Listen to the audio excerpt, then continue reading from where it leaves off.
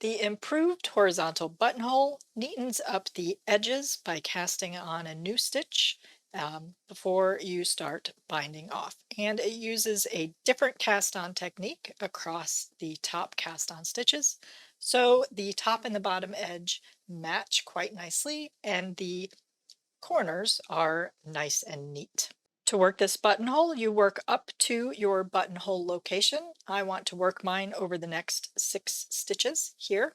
So you work up to that location. You make a yarn over, you knit 1 stitch, you pull the yarn over that stitch, just knit. Then you drop your working yarn. This stitch does not count as your bind off stitches as part of your buttonhole. Now you begin slipping your stitches and binding them off without working them. I want to bind off 6, so I will bind off 1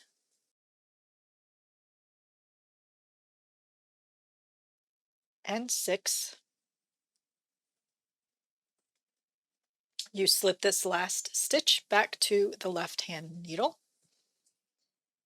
and then pick up your working yarn. Now we locate this bar going across from that initial yarn over, and we want to lift that up and knit into it. Then we're going to slip this stitch to the left hand needle. We're now going to repeat a series of steps to cast on stitches across the top. We're going to yarn over and knit 1, and then slip that stitch back to the left hand needle, yarn over, knit 1, and then slip that stitch back.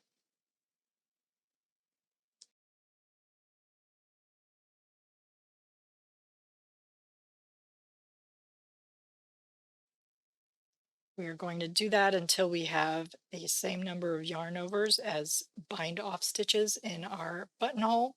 I bound off 6. I want 6 yarn overs. There will be 7 loops here. That's yarn over number 6. And I knit that stitch. I have 7 stitches across this span.